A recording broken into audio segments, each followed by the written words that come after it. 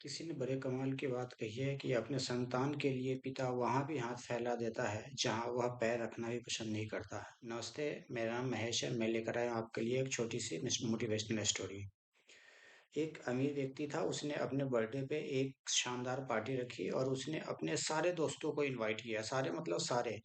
लेकिन उसके जितने दोस्त थे सारे अमीर थे, बट एक दोस्त था जो उसके साथ स्कूल में पढ़ता था, वो गरीब था। उसने अपने गरीब दोस्तों को भी इनवाइट किया। तो वो गरीब दोस्त ने क्या करा, उस पार्टी में एक छोटा सा गिफ्ट लेके आ गया और सारे अमीर लोग आए थे। बर्थडे केक कटे और खाना पीना हुआ। खाने पीने के बाद जो अमीर दोस्त था, उसे याद आई कि मेरे हाथ में एक हीरे की अंगूठी थी, वो कहीं खो गई। और वो बड़ी टेंशन में था कि बड़ी महंगी रिंग थी, समझ नहीं आया कि क्या करे क्या ना करे। उसने कहा दोस्तों से, भाई एक बात कहूँ, हो सकता है कि मेरी अंगूठी कहाँ खो गई, किसने लिया, सबको शक की निगाहों से देख रहे हैं। तो एक ने कहा कि ऐसा करो, सबकी पॉकेट चेक करो, सबको चेक करो। मैं तो यही बोलूंगा।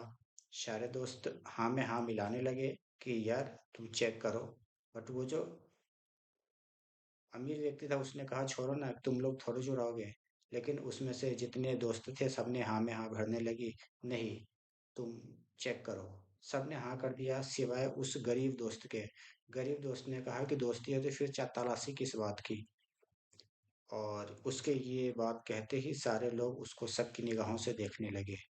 इसका मतलब ये तलाशी के लिए तैयार नहीं है, इसका मतलब कि पक्का इसी ने चुराया है।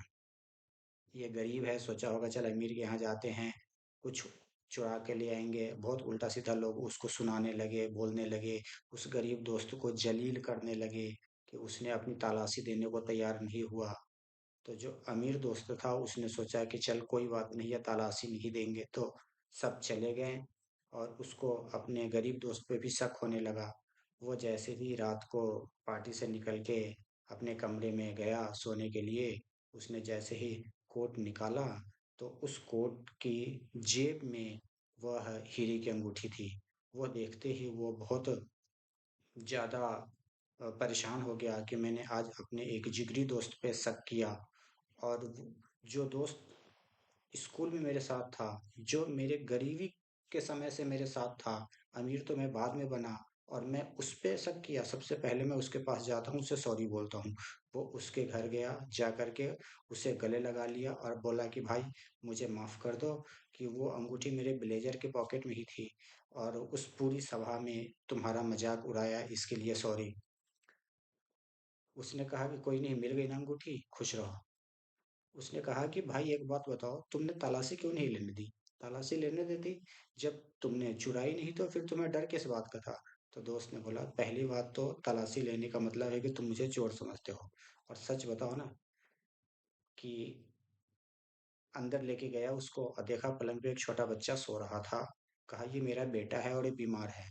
जब मैं पार्टी में जा रहा था तो इसने बोला पापा आप बड़ी पार्टी में जा रहे हो तो मेरे लिए एक मिठाई लेके आ जाना। तो मैं खाना खाते समय एक मिठाई लेकर अपने जेब में रख लिया था, अपने बेटे के इच्छा को पूरा करने के लिए। अगर तुम तलाशी लेते तो अंगूठी तो नहीं मिलती, बट वो मिठाई मिल जाती और मिठाई की चोरी का इल्जाम आ जाता। और फिर मुझे बताना पड़ता है कि मिठाई मैंने अपने बेटे के लिए लिया, बेटे की तबीयत खराब थी, उसकी इच्छा पूर्ति करने के लिए मैंने ये किया। और मैं इसमें अपने बेटे को लाना नहीं चाहता था।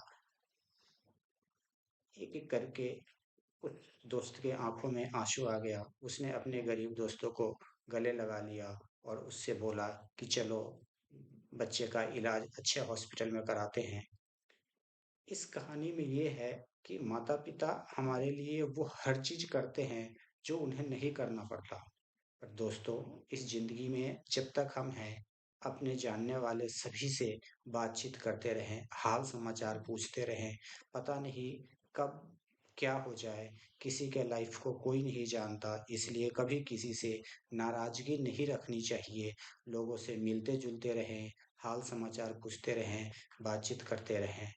मिलते हैं फिर एक छोटी सी नेक्स्ट अच्छी मोटिवेशनल स्टोरी के साथ। यदि ये स्टोरी आपको थोड़ी सी भी अच्छी लगे तो अपने जानने वाले किसी एक को शेयर जरूर करें। Thank you.